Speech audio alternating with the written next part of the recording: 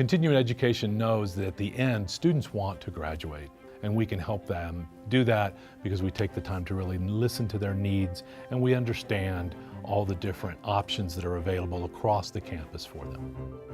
We don't take a cookie cutter approach. We realize each student comes with their own story. So whether it's a part-time student looking to complete a degree program or someone just looking for online courses, we're there to connect them to the resources of the university.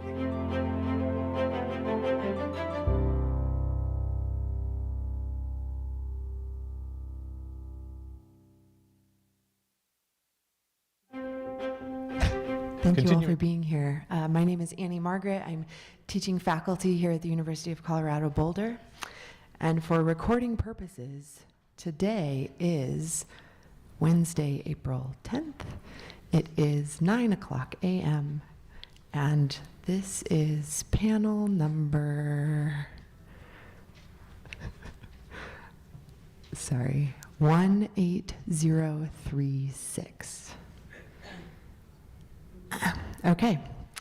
Before we get started, the University of Colorado Boulder, Colorado's flagship university, honors and recognizes the many contributions of Indigenous peoples in our state. CU Boulder acknowledges that it is located on the traditional territories and ancestral homelands of the Cheyenne, Arapaho, Ute, and many other Native American nations. Their forced removal from these territories has caused devastating and lasting impacts. While the University of Colorado Boulder can never undo or rectify the devastation wrought on Indigenous peoples, we commit to improving and enhancing engagement with Indigenous peoples and issues locally and globally. We will do this by recognizing and amplifying the voices of Indigenous CU Boulder students, staff, and faculty and their work, educating, conducting research, supporting student success, and integrating Indigenous knowledge, consulting, engaging, and working collaboratively with tribal nations to enhance our ability to provide access and culturally sensitive support, and to recruit, retain, and graduate Native American students in a climate that is inclusive and respectful. Okay, one other thing I'd like to mention is that we want to be sure you all get a chance to ask questions. And so how we'll handle the Q&A is that we'll reserve that for the end. We're using a note card system to receive questions from the audience. So at any time during the session, if you have a question, you can just raise your hand. One of the producers will come around and give you a card. Those will come up here to me. Please write legibly. Make it easy for me, please. And I urge everyone to make your questions just brief and direct. And now I will introduce our panelists. Thank you so much for being here. So first to my left, we have Heidi Bash-Harod. Heidi is the executive director of Women's Voices Now, a nonprofit organization in Los Angeles that uses film to drive social change to advance girls' and women's rights globally. They strive to bring people from empathy to action. For all of the panelists, if you want the longer bio, those are available on the website. I'm going to keep it quick here. And next we have Rengen Fee-Rotz, who is tenure-track faculty, a neuroscientist with over 10 years experience conducting research on interpersonal behavior and group dynamics. She has been tenure-track faculty at the University of California, Riverside, and now at Georgia State, where her work focuses on racialized violence in the South. Thank you. And next, we have Ted Schmidt, who's the Senior Director of Conservation at the Allen Institute for Artificial Intelligence. For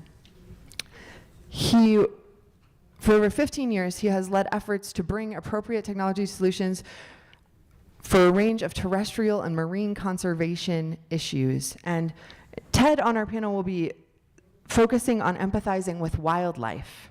Has an engineering degree, German language and literature, and he is the chair of the Purdue University School of Language and Culture Advisory Board.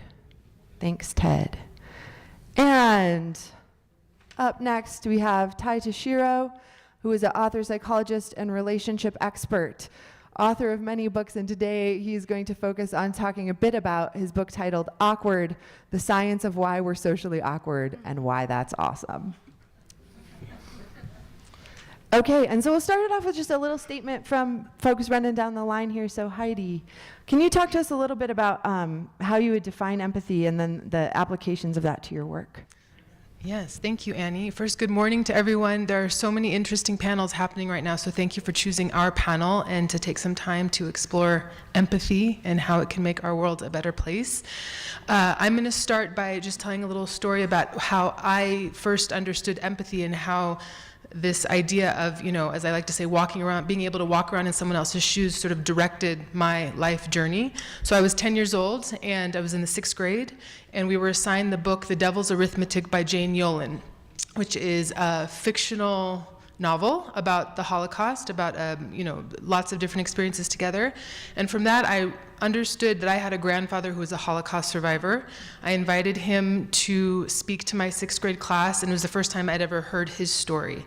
And I remember being devastated by listening to what he had experienced, the loss that he felt, and how that juxtaposed with the joyful person that I knew, who didn't have a shred of hatred in his body for anyone, and who was welcoming and open to anyone who ever came across him. And I went home that night and I said, I am going to continue that work that he does. Again, I was 10 years old, but I knew it. And I'm like, I'm going to make the world a better place. And there's something to do with feeling what other people feel, that if we really feel each other, we can't harm each other. Fast forward to 2007, I went to Israel to solve the Israeli-Palestinian conflict. I'm sorry, I failed, but it was my empathy for the other that brought me there to try to really understand the complexity of this conflict, and that I couldn't close my heart to quote unquote the enemy, and I had to really get in there. And then fast forward to the work that I do with Women's Voices now since 2012, where there's no doubt in my mind that without empathy, we do not have our humanity, and without empathy, we cannot achieve our greatest existence as human beings. That we can make all the changes, when we're talking about women's rights, we can make all the changes in the world, to the laws, to access to education, to political representation, on and on and on. But if in our DNA, in our heart, our blood, and our bones, if we don't feel the pain of someone else who's being held back because of their gender, the color of their skin, on and on and on, that change that comes from the top down, it will never really be a real thing. It can be taken away. It will backslide, as we're kind of seeing right now in this country and around the world. So in order to change culture, which is really where we have to make the change, so that what happens on the top meets what happens from the bottom up, and then we are better people for it, you have to feel another person's pain and experience as though it is your own. And so that's the way I wanted to open this up, and I will kick it over to Reagan. Thank you, Heidi. Thank you, I really appreciate it. Good morning, everyone. Thank you for joining us today, this morning. And I really like that you're talking about feelings and emotions, because that's what I wanted to emphasize as well. So my background is in basic research. So I'm a social scientist, but I'm also a neuroscientist. I'm a neurosociologist. I've been studying the brain in the last 2 decades or so, and trying to understand brain's role in human empathy, intergroup relationships, and social biases. And one of the key distinctions in empathy and research on empathy is that the way that our brain processes work is that we distinguish between the cognitive parts of empathy and the emotional empathy. And cognitive empathy is understanding another person's perspective. We also call it a theory of mind, having a theory of other people's minds, what the other person is thinking. Right now, when I'm looking at you, at the audience, I'm thinking that you're listening to me, right? So my understanding of your actions, your perceptions. Emotional empathy is what I think or what I feel that you feel. Are you enjoying this conversation? Or are you not? Are you having a good time? Are you not? That our feelings are very important in empathy. Cognitive empathy develops in humans around the age of 3 or so, right? Kids have an understanding of this cognitive empathy, what the other people are thinking. It starts around the age of 3. And we study this with experiments. For example, to a very young kid, if you show them a chocolate bar, which they love, right, and you hide it in a drawer, you hide it in a place when they're watching, when you ask them, where is the chocolate? They know where it is. But if you tell them there is another person, like Heidi is here, Heidi left the room, and I hide this chocolate in the same spots. When I ask that kid, if they are very young, where does Heidi think this chocolate bar is, they still point at the same location. So this understanding that Heidi would not know where the chocolate bar is because she left the room is cognitive empathy. Emotional empathy starts much earlier, right? Emotional empathy, newborns cry when another baby cries. There is a lot of experimental research that shows that newborns do not cry in response to another animal's cry, but they respond to other human babies' cries. This is also called emotional contagion. So our brain processes, the emotional parts of our brains develop earlier than the more cognitive parts of our brain. They're more core, so we feel them strongly. So emotional empathy is a stronger driver of a lot of human perception, group relationships. So the feelings are very important. And in a lot of my research, I focused on this emotional components of social perceptions and biases. And what I observed, what I found in a lot of my research is that emotional parts of our brain respond in a very nuanced way to social groups. So these moral emotional responses in our brain in a way drive our empathy, our boundaries. In social science literature, we also call these moral boundaries. The way that we draw boundaries to distinguish groups, to determine our in-groups, who's in our in-group and who's in our out-group. And our feelings distinguish the boundaries, the groups, are the way we feel towards other groups. And it's actually very automatic, it's very fast oftentimes. And I think if we want to improve empathy, cognitive empathy is very important, understanding other people's perceptions, right? If somebody is from a different culture, the way that they might speak, what they eat, the music they listen, understanding is very important. But the core of changing and improving group relationships is changing the emotions, changing the feelings, and that is the harder part. That is the more difficult part. Without having that emotional empathy and feeling side, cognitive empathy is not enough or sufficient to improve group relationships. So that's what a lot of my research shows and finds.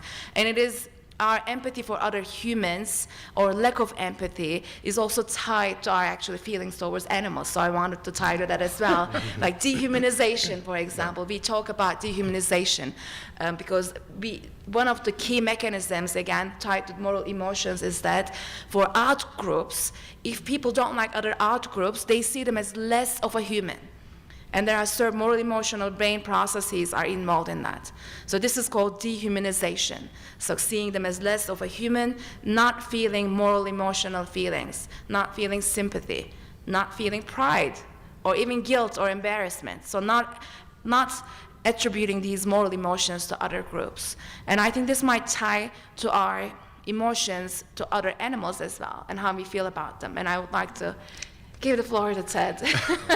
Thank you. That was a nice, I don't know if you wanted to say anything in between, but thank you for that handoff. Actually, I had thought about the word dehumanization and how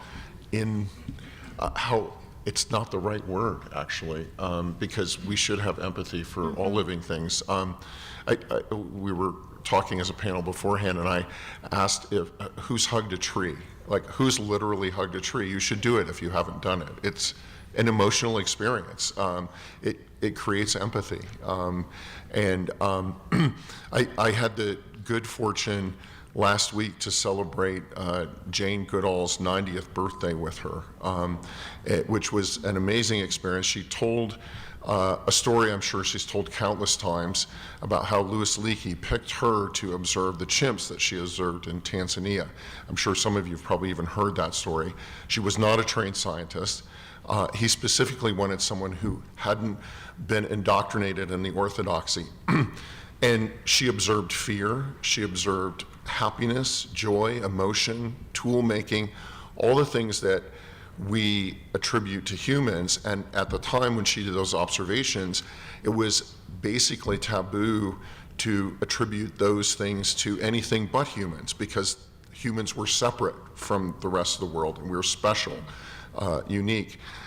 She was not welcomed by the scientific community for those observations at the time, and yet now that has changed very much how we approach thinking about animals. And I like to think about I've been doing a lot of thinking about systems and thinking in systems. I don't know if any of you know Donella Meadows and her writing on thinking in systems. And when I think about empathy, I think about, instead of reducing how we look at a human or an animal to its parts, to it did this behavior or that behavior, it has this skin color, it has this type of hair. If we think about it as a living system that has emergent behaviors, that's where we make an emotional connection, and that's where we create empathy. If we reduce things to our parts, and I think thinking about the Holocaust, I mean, that's exactly what was done. It was dehumanizing, to use that word. It was turning people into their parts and not into a living, breathing, feeling being. And so I think that's I think that's what I wanted to talk about with empathy and animals. I've actually had a journey myself. I started my career as an engineer, and I remember getting a few years into an engineering career was fine, and I've worked my whole life with engineers, I still do, but I remember getting really curious about what problems we were solving with the things we were building, and caring about the problems that people were having, that we're having on the impact we're having on the planet. And a feedback I got from a lot of the engineers was, why do you care? I just like building cool stuff. And I thought, wow, I'm not in the right profession. So, and that's certainly not true of all engineers, but they do love solving things, and give them problems to solve. But I really wanted to understand the problems deeply. And I think that's a lot of what the panelists here are talking about, is understanding, and then understanding drives empathy and drives ways to approach things differently, and solutions to that. And so I did a journey from engineer to policy. I also studied in Germany, and I have a German language and literature degree.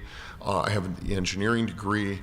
I think interdisciplinary studies are also very important to create understanding and empathy. I now spend a lot of time in Africa, and that experience of living abroad as a young person really opened my mind to recognizing that people think very differently, and trying to understand that. And then I refer to myself often as the accidental conservationist. I even have a website I've created, Accidental Conservationist, because I really fell into to conservation and love of animals and nature sort of almost by accident, because I wanted to see technology and science applied in ways that did good in the world, that showed empathy. Technology and science really aren't good or bad, they just are. And it's how we as humans feel our values, how we reflect our values, that determines whether the technology and the science gets used for good or bad. And it just happened that I ended up working for someone who was very interested in wildlife and recognized how poorly science and technology were being applied to protect the other species on the planet that I think we should love just as much as we love all the humans. So I will stop there, but that's where I come from, and I'll hand it off to you. All right, thank you. So psychologists have looked at gender differences, sex differences, and empathy. No surprise, men do worse than women, a lot worse than women do. And this prevailed through the 1960s, 1970s. They saw these profound gender differences in both cognitive and emotional empathy. An interesting series of studies started in the mid-1970s where, the explanation for these findings were that men were less capable of empathizing. There was this great study where they randomly assigned men and women, right, to receive $5 or no money, so compensation or no compensation. When they paid men $5, they did just as well as the women did, okay? So there's a difference between ability and a difference between motivation. And that's kind of an axis I'd like to break down here. So, sometimes we're just not motivated to be empathic because as you've all experienced, I'm sure, the times when you've really been patient and you really took the time to truly understand another person's position, oftentimes it's a lot harder, right, than you thought it was. The depths of it go much deeper than you ever imagined. And there's a lot of emotional labor in that. And it's actually hard, right? It's really hard to do that. I don't practice psychotherapy these days, and part of the reason is because I couldn't stop at the end of the day. I'd take the stuff home with me. And a great therapist is able to stop it at 5 o'clock and live their normal life. For a lot of people, it's just hard to stop the empathy, right? And the emotional labor continues on. So there's a motivation part of it. So if you have a male partner, they're making the excuse that they're just don't have the ability to empathize. That's not true. They just need to have the motivation. Now, something else that's been interesting, I think, is the ability side of it. I spent a few years looking into the social science about social awkwardness, so socially awkward people. And awkward people have a tough time with empathizing compared to people who are socially fluent or socially adept. Now, why is that the case? You might think, well, they're just not motivated, which is a fine hypothesis. But what hundreds of studies have actually shown now is that socially awkward people, they just process social information differently, entirely differently compared to other folks. And so I don't want to get too far on my lane here because we have a real neuroscientist here, but if you watch fMRI, so if you watch the brain in motion, and you watch socially fluent people process social information, they tend to do it in a more top-down kind of way, right? They just kind of have a broad objective, and then they improvise any interaction as you should to reach that objective. Let's get along here. Let's resolve a problem here. Awkward people, on the other hand, look like they're solving a math problem, or like they're putting together a puzzle. They're going bottom up, taking each individual piece of information and then furiously trying to aggregate those into a coherent whole.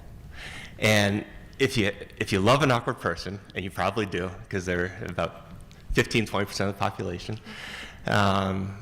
you probably observe that, right? Sometimes if you just give them a sec, and give them a little time to get their head around it, give their brain a chance to catch up, right? Then they come through. And sometimes in ways that are really gratifying. Sometimes in odd ways. I think about the engineers sometimes building the shed for their partner or something, and that's their great act of empathy, right, to show it, which is an unusual way. But in the display of empathy and how we receive that and receive the other person's intent, which I think is so important with empathy when we think about motivation and ability. That intent piece is really important, and sometimes we just need to give people some time to situate themselves into understanding what it is we want them to understand, right? And I think it's so hard sometimes because no one knows you better than you know yourself. You've lived with yourself, you've ruminated over and over about these things. This other person is fresh to this, and kind of like the awkward person, they're trying to catch up, right? And so I think in this era where we can be so outraged so easily and so easily frustrated with other people, sometimes just a bit of time can go a long ways. Thank you. So my work focuses on studying how social technologies impact our capacity for connection. When I hear you talking about the resources and the motivation, particularly the last thing you said about frustration, I just want to bring up this concept of the way that when we engage with people online, the algorithm amplifies the most horrifying thing they've ever said, right? And to your point, Ted, about seeing people as a full system, right? The way our technologies don't really enable that. And so the question I want to ask is, first I'm going to start by reiterating the framework that was given to us. So the three aspects of empathy. So if we have cognitive empathy, which is a theory of mind, understanding what someone else is thinking. Then we have emotional empathy, or emotional contagion, taking on the emotions of that other person. And then compassion, which I think is what Heidi was referring to here, is bringing that into action, right? What do we do to improve other people's circumstances? And a while ago, there was a really popular kind of idea in the media around we're experiencing an empathy deficit, right? That's the problem here. We all have an empathy deficit. And when I think about that in the context of what I study with social technologies, we evolved to handle the empathy and suffering of a certain number of people. Now we have access to the suffering of millions, if not billions, of people in our pocket at any moment. And so do we have an empathy deficit, or are we empathically overwhelmed by the amount of suffering that we can access? And so I bring that up to, I was hoping we could kind of go down the line here and discuss that concept. And also, if you have anything from your own research or work to inform people about how we spend those resources, right? Our cognitive empathy resources. Because to your point, it is a lot of work, right? That emotional empathy. So if we think of those as resources, sort of reframe the question in case I lost you there. How do we advise or insight into how we allocate our resources? And then if you have any thoughts on this sort of idea of whether it's an empathy deficit or whether we are in fact empathically overwhelmed or somewhere in between. We can just head down the line. Thanks. I think that we're empathically overwhelmed, for sure. There's no question in my mind. How do we even do anything about the immense suffering that we're constantly being bombarded with as it's happening before we even know what's even happening? So I can speak to my work with Women's Voices now, where we use film to build empathy in people and then ask them to go out into the world to make that change. And it's really interesting because in my work I see all the places where the empathy is needed, and then how irresponsible it is if you don't give people an action to carry out in order to practice that empathy and feel like I did something, right? And again, I don't know if you know that story of like the young person walking on the beach, throwing starfish at a very abnormally low tide into the water, and someone else is coming up the other direction. You can't get to them all. Like, why are you even trying? They throw that starfish into the sea and say, well, it made a difference to that one, right? So I'm a big believer of like, you do what you can. You're not obligated to do all of it, but you take the step that you can. Super important than not. So I see in the world there's empathic overwhelmment. That's not the right term, but it happens with ourselves. So I always think of an example of a film that we used to show in our work called In Search of America, Inshallah, about a young woman from Pakistan who was in an arranged marriage, and her husband was sent to America, and he said, I will come back for you, and he didn't. She ends up going out to the United States, to Los Angeles, to find that he has been with another woman, and he had no intention of ever going back to her. And I will never forget the night in Venice, California, when this woman came up to me after the film and said, and there was a speaker that night, a South Asian woman, who talked about healthy relationships with husbands and how important it is to stand your ground, and that being ignored, being neglected, this is not okay, even if you're supposed to swallow it and be all right with that. And she came up to me after that program, and I could see the wrinkles in her face soften. And she just said, I didn't know that we could talk about these things. I didn't know that I had a right to the feelings that I'm having, that I can live a different life, that I can say to my husband, this is not okay with me. I don't want to be in this relationship with you if this is how it's going to be carried out. So sometimes we need the empathy on ourselves. And then of course there's when we see a film or something about a global conflict, and there is something we can do at the end, which is find an organization to support, volunteer with it, help get the message around, sign a petition. Again, small little acts of things, but I think it helps with the being overwhelmed. And once we have that, other people on this panel can talk about the hit that we get in the brain and the endorphins and stuff of doing something for others. The Dalai Lama has a famous saying, the purpose of our lives is to make other people happy, and that will bring us happiness and contentment. I believe in that wholly. So we can deal with that. We don't have to be overwhelmed. We have a choice, right? We can have the cognitive understanding that yes, there's a lot happening in the world. Yes, it's a lot of emotional labor. Yes, I'm being asked to feel for a lot.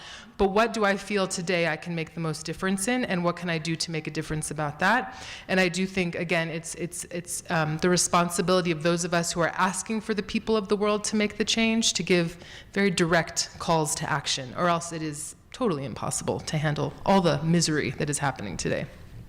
Thank you, Heidi. Yes. And I totally agree with you. And I think the empathy deficits, Annie, that you talked about, I see it as I divide it into two. I see it as two different concepts. The first one is moral disengagement. So I also call it moral apathy, not feeling empathy towards certain groups. And we do it all the time, because sometimes we see it on the social media, or sometimes that we see it on the TV.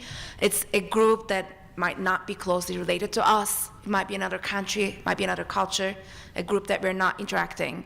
And that dampened emotional sensitivity, not feeling certain emotions, moral emotions towards that group, I call this moral apathy, right? Not being able to feel or resonate. And I don't think this is the empathy deficit that you're talking about, Annie, but I see it as one still important part of it. And this is, I think, maybe what Heidi was talking about. And I think this is the empathy deficit that we should counter and fight against, because it's important for us humans to emotionally be selective and be active and be proactive and help other humans, right?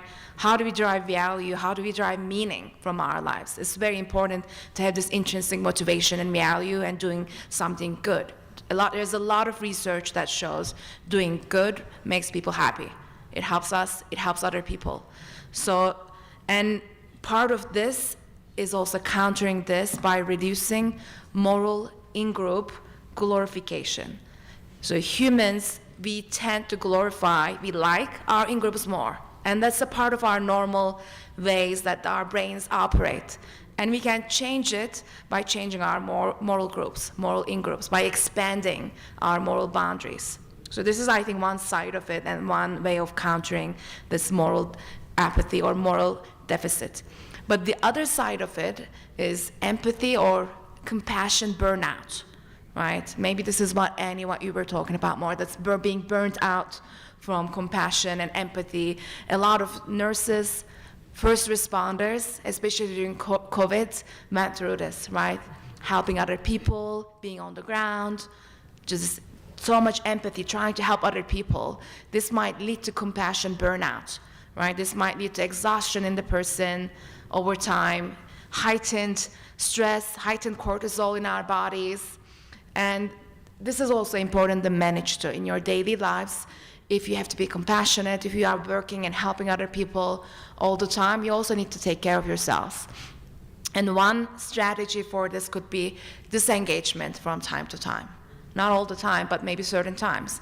Maybe Ty, what you're talking about, right? Being a good therapist, stopping that after 5 p.m. and not thinking about work. It's hard, it's so hard.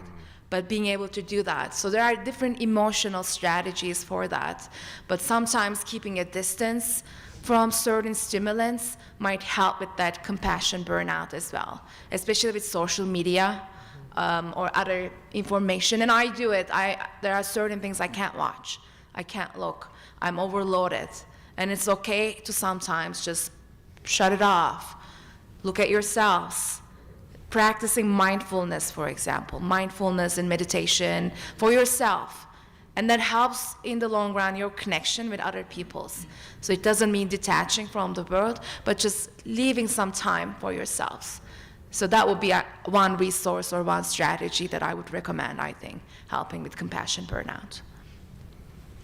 Okay. I think one thing that I see a lot is that people are thinking about what they want to do, and I don't mean sort of narcissism in a I don't even know what the clinical sense of that is, but I don't mean it in that sense. But we all are sort of focused on ourselves, and I always talk about where is this person coming from, what is motivating them, what are their values, and not what do they say, but what do they do, and I think like. With wildlife and with conservation, it's actually quite interesting and ironic that a lot of conservationists get very focused on saving animals and aren't thinking about the people that are living in a lot of places where the animals are, the indigenous people, the local communities around these places. They get very caught up in things. I'll give a very specific example with hunting. I don't like trophy hunting. I don't think it's necessary this day and age. And yet, why is it that some indigenous communities still want to have trophy hunting? What is motivating them? And if you ask that question, if you ask it with an open mind and understand where they're coming from, it's mostly about that it's a way to feed themselves. It may even be something to do with their traditional values. And so, but asking them and then bringing them on a journey to where you want them to be by understanding where they are and coming to them rather than forcing a solution on them and forcing your values on them. And I think I see that a lot. I don't know that I'm articulating it very well, but we spend a lot of time trying to force our values on other people. However good we think our motivation of our values is, we need to really try and understand and empathize with other people's values and where they are, and then we can bring them, and we'll probably bring ourselves on that journey too, to a good place for everyone. And so I think when I think about being overwhelmed by, I'm trying to do something good and there's all this resistance, it's like, well, why is there the resistance? What is it that I have to, why am I frustrated by that? And so then by asking, where are the other people, and how do I get them to where to a place closer to my values by understanding their values? I think that's one way I address being frustrated or overwhelmed. So I love that idea, Ted, of getting your ego and your assumptions in check first, right, before you embark on it. I think that's so critical. And Heidi and Reagan, I just, the cruelty of not giving people a behavior, right, or some call to action to be able then to do something about it, I think is so important to recognize and important to think about with this. One kind of thing that came up for me comes from couples research. And we oftentimes think of empathy as empathizing with something that's hard for somebody else, which obviously is true, right? That's a major part of empathy. There's been this idea recently called capitalization, and capitalization comes from social psychology. It's this idea about, well, what if you empathize with something good about somebody else? And what are the effects of that? So they looked at romantic couples in these studies, and they tracked them with daily diary studies where they got their relationship satisfaction and their emotions every day across the course of many weeks. And what they found was this, was that 87% of the time with couples cohabitating, one partner came home at least and had something good happen that day that they shared with their partner. Now, here's the opportunity to capitalize. Have you ever done that? You come home, you tell somebody something, and they're just like flipping through the channels and could care less about the good thing that happened? Capitalization is the opposite of that. So what happens is, in a responsive partner, they, one, have the cognitive empathy, so they say, that's great that X, Y, and Z happened.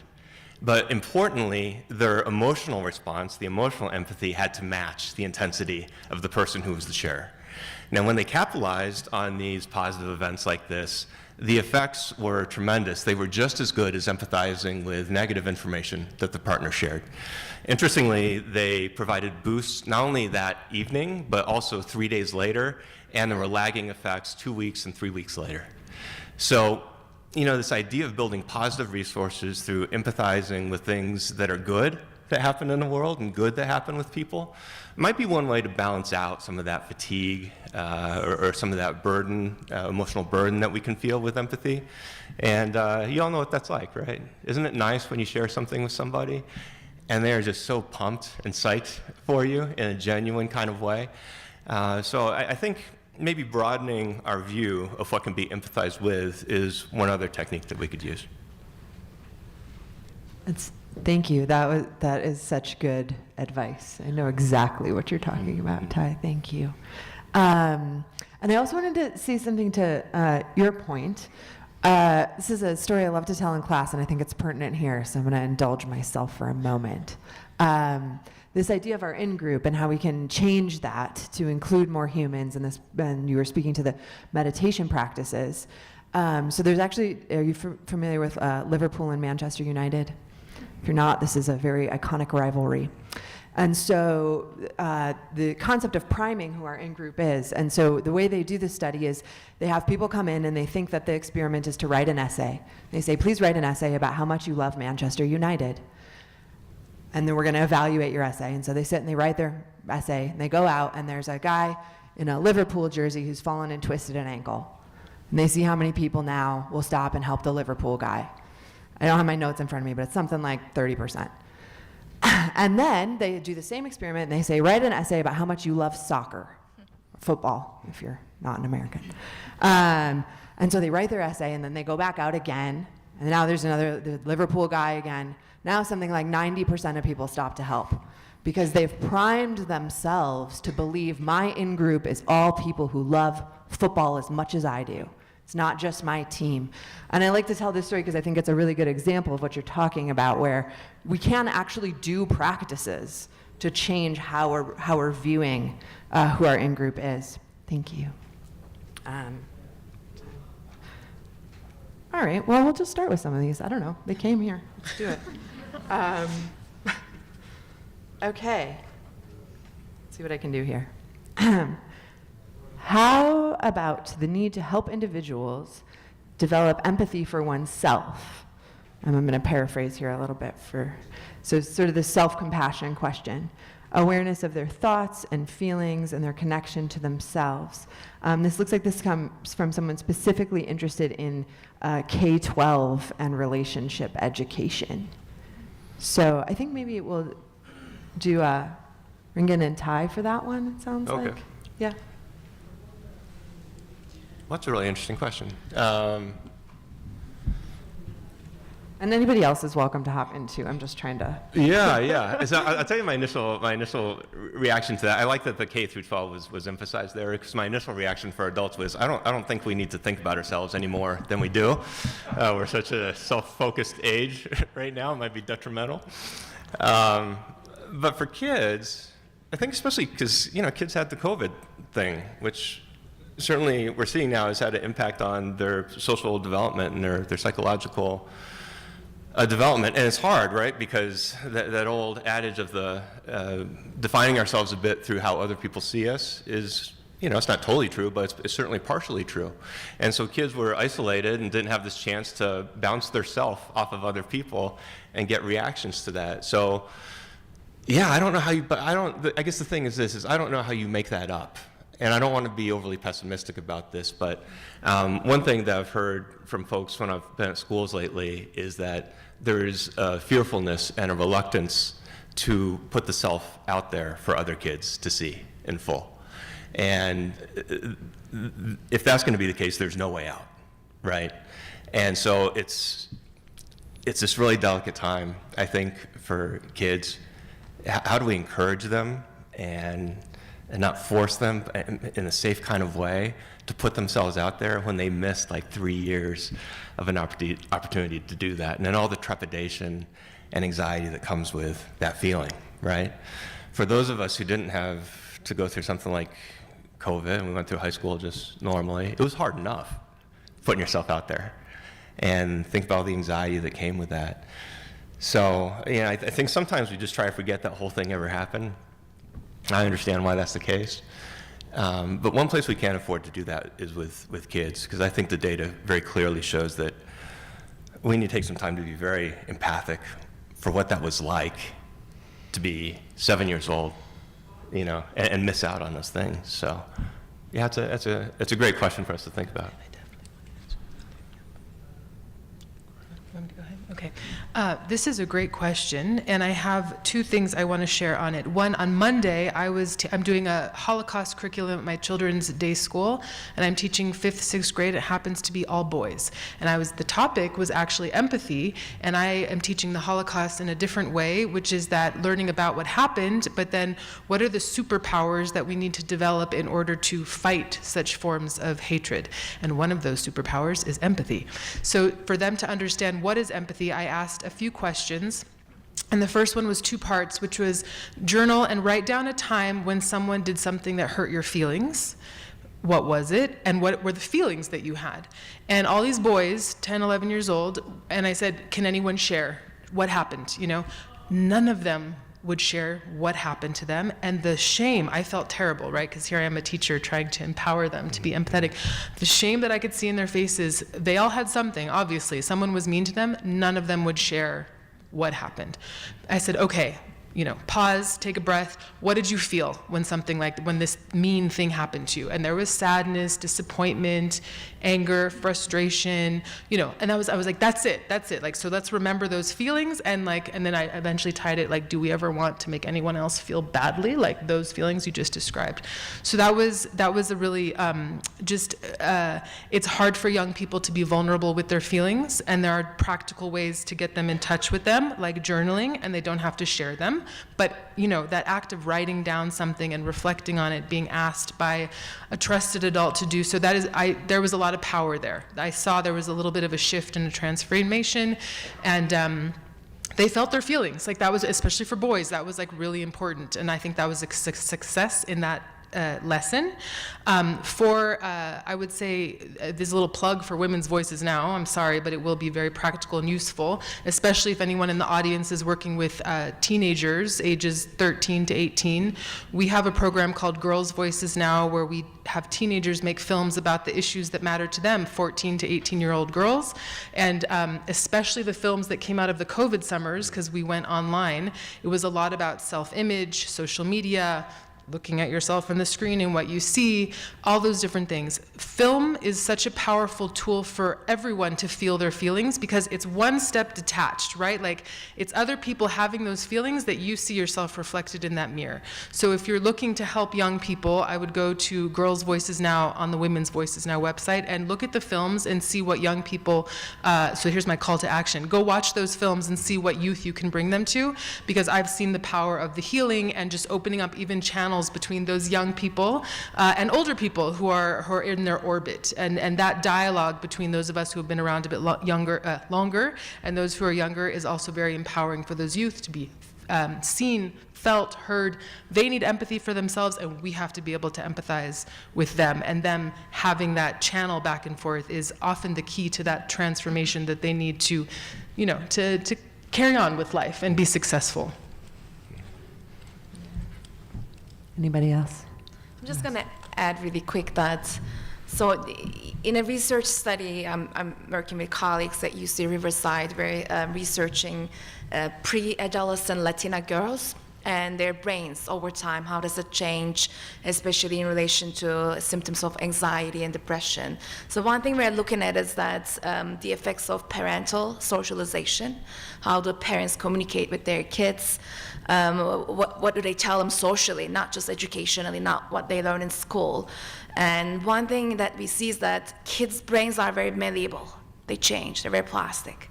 So the parents and their socialization, their interaction with the world is very important. And what we see is that some kids who are not adapting as well, who are struggling, maybe who might not have as much self-compassion, over time, their brains show more anxiety symptoms, depression symptoms. And a lot of research shows that this lingers on to adulthood, right?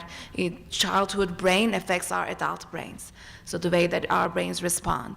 And some of the things we find, of course, this is a very specific population in Southern California, in the Inland Empire region, but something that we find is that parents' socialization about their food, their culture, their music, talking to their kids openly about things is actually really helpful. It is helping kids with their stress levels at school, their anxiety levels, and these kids, even at 9 or 10, they actually don't necessarily understand things like discrimination. They can't name.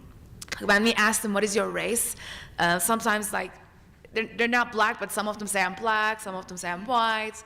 It's just like you get these random answers. They don't necessarily have the idea of this is race, this is discrimination, this is bias. But when we ask them, how does this make you feel? Or how are your interactions with your friends? Have you ever had any negative things at school? They're able to respond. So their bodies are still processing that, and it's still affecting their brains, even when they're not aware, or they don't necessarily put a label. And the way their parents handle this, the way their parents communicate with them, socialize them, embrace them, that really matters. That's really affecting. So we're still testing longitudinally. It's a longitudinal study. Of course, we don't know the long-term outcomes, but the study has been going on for a couple of years, so we know that this is really important for kids. that are, right now our group is about 9 to 12-year-old kids. So I think that parenting style that's embracing things, that's helping them, maybe making it fun, also learning about food, learning about music, learning about cultures, maybe different cultures. I think these are all very useful resources, I would say. Thank you. One other resource, if people aren't familiar with the framework of nonviolent communication, I think this is very helpful. So the way that works is observations, feelings, needs, and requests. So sort of speaking to this, give people an action item, right? When I see you, whatever I feel, what I need is safety or trust, etc. I teach this in class, and to your point about people, the impact that this, you're speaking about young men and teaching them. I teach this in class, and one year there was a young man in the back who, before it was even time to share, shot his hand up and said, "I don't know what my feelings or my needs are." And I said, "Yes, good." And by the end of that semester, totally fluent. So just saying these can be learned. All right, we have a student question next. How do we, I'll let anyone take this who wants to, so how do we bridge the gap between empathy and forgiveness for those who've wronged us?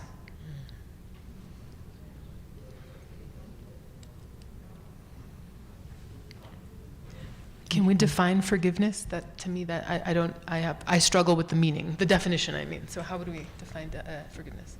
I don't want to define it for the person who wrote. Does the person who wrote it want to say?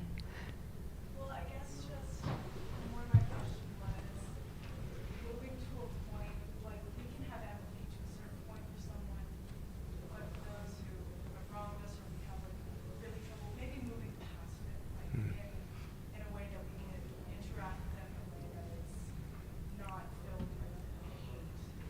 That's not, it's not really quite forgiveness, but you know, having interactions with them to a point where it's not a forefront. If I can paraphrase, so sort of like using empathy as a tool to a point where you can interact with people who've harmed you. Yeah, without kind of that feeling being at the forefront of that interaction, those negative emotions. Yeah, is that fair paraphrase? Okay. Yeah, can I go for it? All right, so, and please anyone jump in if there's something that comes to mind. So I think this is such a great question, and it's a very difficult question. And I think for those of us who've been hurt a lot in our life by people who are maybe close to us or were supposed to care for us, you know, sort of that the boundary was betrayed, right? I think that's often, and especially if we are empaths and we maybe overfeel other people's feelings and can't let that go, the moral boundaries, etc. I think that you can still have empathy for someone and the way that they have behaved, and it's not about justifying their behavior, but it is about explaining their behavior. I think it's important to understand why someone, to have empathy for someone who's harmed you, to understand why they did it, but never to justify it. And then once you can understand the explanation, and you integrate that, it's satisfying to you, then you can move to the next step of saying, they've wronged me, and I just won't let them into my inner circle anymore, right? Like they sort of are in a different, they're long range from you, and you don't allow them into your space in a way that maybe you used to. And so you can hold the empathy for them as a human being, right? And have compassion and understanding that things happened in their life, that they behave this way, but that doesn't have to affect my homeostasis and my well-being. And it's just, it's a muscle you have to strengthen over time, right? I think that's my answer to that question. Maybe I'll try and take it to a global level. We talk a lot about the global north and the global south. I think you could pretty easily say the global north has wronged the global south pretty severely. And I hear from people in Africa a lot talking about conservation. It's like, wait a minute. You killed several million buffalo, and here we are, the logo of this university is the buffalo. You killed several million buffalo. You've destroyed all the animals in Europe, and now you want us to save our animals and tell us we can't develop our country and bring our people up to a standard of living that you have, how dare you? I mean, that's a fair question. So how did those folks find understanding for people from the north coming and saying, hey, we want you to save all your animals? That takes a huge amount of understanding on their part and trust building on those of us who do think that that's important. And you could take it more locally too, and the statement when we started the panel about the indigenous community. I hope those aren't just words that we read. I hope we mean those. I hope we really live those. And I think that's an example of forgiveness. We have to ask forgiveness of people that we want to, if we want an action like saving a landscape or nature, we have to have understanding for what that means to the people there, and how that might affect them economically, socially, and all of those things, and then have essentially ask for forgiveness and ask for understanding and build trust relationships. A lot of what I do is spending time building trust relationships to try and achieve conservation goals. So I think, anyway, I'll stop there. Okay, next question. I'm going to kind of group these together. They're related, so I hope that's okay in the interest of time here. Two most visible examples of conflict are Gaza and Ukraine. How can the apparent lack of empathy on the part of large groups, Russians, Palestinians, Israelis, be overcome? So that's kind of a specific application of this other question, which is a little broader, talking about general divisiveness in the world and why isn't there more work done using empathy to bring opposing sides to come together and stop battling, finding common ground and reaching solutions? So I'm lumping those in, so if people want to speak to either the specific examples here of Gaza and Ukraine, or to kind of the problems and why there aren't more solutions in general. Yeah, I see it as there are levels and levels and levels, and people's empathy, their feelings, oftentimes I find it in the right place. There are a lot of people who empathize, who feel, yet we still have these conflicts. No, there's wars, constant wars, because at the geopolitical level, like the global north-south divide, there are all these systems and structures, just like structural racism versus interpersonal racism, right? There are different things. And I think without changing the structures, both ideologies and structural forces, I don't think the individual level empathy, changing that is going to be sufficient. I don't think it's going to be enough. Unless we change the systems, unless we understand what needs to be changed politically, economically, like money-wise, our resources, where does money come from, right? A lot of wars fuel economy. Economy thrives during wars. Unless we understand it and we actively try and change it, even though I study interpersonal empathy as a social psychologist, neurosociologist, I always say it's not enough to change just people's minds, just people's feelings. It's very important to do it. It's very important to do for us. But if you want to change systems, if you want to stop wars, we need to change systems. I couldn't agree more with that. I mean, we really do need systems change. We do need to work at that personal level, and I think that's what a lot of the focus is, but we have to, as a society, as a culture, as a human society, I don't mean an American society or a Colorado society or whatever, but as a planet, we need to, and that sounds like, wow, how could we possibly do that? Well, we can do that. We do express those values. I wonder how many of you have even heard of the Sustainable Development Goals. I'm always amazed at how few people have actually heard of that, even though that's something the world has signed, countries of the world have signed up for. 30 by 30, 30% of land, 30% of sea by 2030. We won't make it, but it's a great aspiration.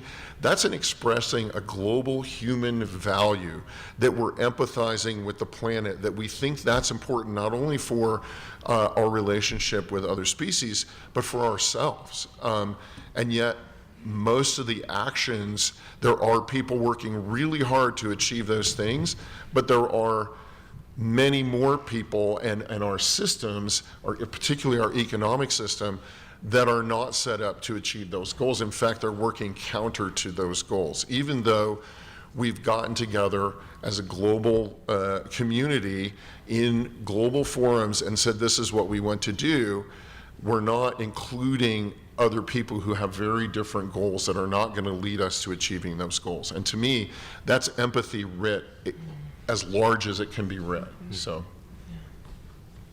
yeah, well, one thing I'd just chime in with is that I think sometimes it's hard for me, for example, to empathize coming from a place of privilege, because if you're coming from a place of scarcity or a place of threat, it's really hard actually to empathize. Empathize is this, I sound weird all of a sudden, I feel like. Empathy is this larger, very sophisticated thing that has to happen. If you're under scarcity or threat, it's actually really hard to do it, And so I think having empathy for that position that people are in sometimes is another important step. I agree with you, though I have to add, I've been in tiny, small villages with extreme poverty in Africa and seen some of the most empathetic people I've ever met. Yeah, absolutely. And I think it's just like when it's like on the verge of starvation or imminent threat. And they'll give their last crumb to their neighbor. Yeah, definitely. Yeah, so I would say, or I want to respond, systems are made of humans. I agree systems have to change, but we are, systems are not AI, the ones that we're talking about. So we do have the power to change them, and it is on us to change them. So I do strongly believe that it comes down to our individual work that we do to become empathetic creatures, and we are all interconnected, right? Maybe you have to take some magic mushrooms to really feel that, but we are all connected truly to the dirt and the roots and the sky and the clouds, and and it takes a lot of meditation and different kinds of modalities and practices to really tap into that interconnectedness and to love. All of these things are really the key to our salvation. I strongly believe that. Now that doesn't really translate in a briefing room on Capitol Hill where powerful decisions are made. So that's just a thought to share. And then on the Sustainable Development Goals, number 5, which is the only one I have memorized, is gender equality. I truly believe that we haven't given women the chance. Women haven't taken the chance and opportunity to fully express their points of view in the world and to exercise their power. So I think, diversity in opinion in policy making is crucial, that we need to have proper diversity around important decision-making tables. And we don't know that it will create that better world, but we haven't given it a chance, so why not? We're kind of running out of options, and we just seem to be on the hamster wheel coming back to the same thing again and again and again. So try it differently. What's the big deal, Yes, and so that's my main point, is that systems are made of human beings. It is in our individual power, and I do think empathy is the key to creating that systemic change that we need. Great, thank you. And to the end of this question here that sort of says, why isn't there more work done, right, using empathy? I just want to say, I think there is work being done.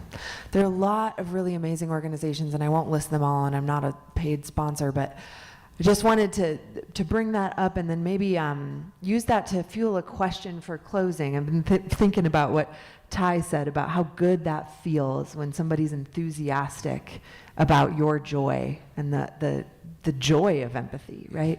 And so I wonder, kind of in closing here, if we could have each of you share from your research or your work or your career in this field of what you think are the things you could leave people with that are the most optimistic about the state of empathy or our capacity to grow that or to bring that into the world, whatever that might be, to kind of leave people with whatever you think are the most inspiring and optimistic nuggets you've seen. And I'll take the superlative off of that, because superlatives are hard, so not the most, just a pretty good one. Yeah, I want to start. My biggest optimism comes from the students when I teach. When I teach and maybe you see it too, when we talked about teaching in large lecture halls, big rooms, that's where I have my best interactions, and that's where I get my faith for humanity, and I'm like, yes, because we're gonna be all right. I see it in them, because a lot of the time times I see that our students, especially when I teach undergrad students or when I interact with younger students, younger people, they have this passion, they have the empathy, and they're passionate, and you see it, they're motivated, and you see that joy in them, and it just motivates you, it bounces back to you, and it gives me back optimism, and they soak it up. They learn, they're motivated, and I see that in them, and I see a lot of younger people also doing grassroots activism. They're motivated, they're involved, and Heidi, you might know it maybe from your organization as well. So I see it, and that really brings me joy and value, and I love it. So that gives me optimism to going back and being in touch with the students. I think brings me just like, I become optimistic. I'm like, yes, there's hope for humanity. I'll say two things. One, so I work at an institute, and I said something about engineers earlier, but I'm so excited when I see the kinds of applications we get from engineers, and particularly those with AI and machine learning skills. They can go and make absurd amounts of money from people like Google and Amazon, and yet they're choosing to come to work with us and for us for a percentage of what they could make at those places, because they say they want to do something that makes them feel good, that makes them feel like they made a difference in the world, and not just help Google improve its ad clicks by 1/100%. So they want meaning. So that's a point of optimism. And then the other thing I would point out is I feel tremendous sense of optimism and satisfaction when I see that the technology that we're developing to help people in the field, and I think specifically in Africa, to empower them to figure out how to manage the areas and the wildlife and the nature around them, rather than just imposing a solution on them and our values on them, but empowering them, and then seeing the smiles and seeing the sense of joy that they have when they realize that they have agency and power to actually make a difference. Those two things give me tremendous optimism. Yeah, I'm optimistic about a number of things. I think, sometimes we can get pretty down on things. That's kind of our tendency these days with social media and so forth. But I think there's been tremendous advances as well in empathy. If you think about how much more aware we are of the land that we stand on, if we think about gender, sexual orientation, race, and the conversations we are able to have now, the vocabulary we even have now versus 15 years ago, it's actually tremendous. And like with Gen Z, for example, they're incredible. Like that's just how they talk, And they're like, why are you guys making such a big deal out of this, And so that gives me a lot of hope as well. I think the last thing is that, I work a lot with helping folks who are socially awkward. And here's people who have just a hard time with executing some of the skills. And they can learn it. And everybody, just about everybody, can learn it. So we can all get better. We just have to be motivated to do it. And the tools are out there with enough persistence and enough will. I echo all of your positivity, and I experienced the same thing, so just to amplify everything that all of you just said. And I would say that finding the positivity or the hope, the promise of the future, I have to look for it every day, right? And so what I work to do is, I consume information and the state of the world from my smartphone and, my computer and podcasts and things, but my lived experience day to day completely rejects the sadness and the desperation and the hopelessness out in the world. So I look to, so I look for those interactions day to day. Smiles, thank you, please, open the door, just the decent kindness that we can show to each other as human beings. And I look for opportunities every day to practice that. And quite often I receive that back. And to me, that's the best hope for tomorrow and beyond. Thank you all so much. And I hope that all of you out there can feel that joy and optimism in your empathic connection to us in this moment. And I want to thank you all for being here. I know your time is valuable. There are a million places you could be right now. And thank you again to our panelists. Thank you, Amy.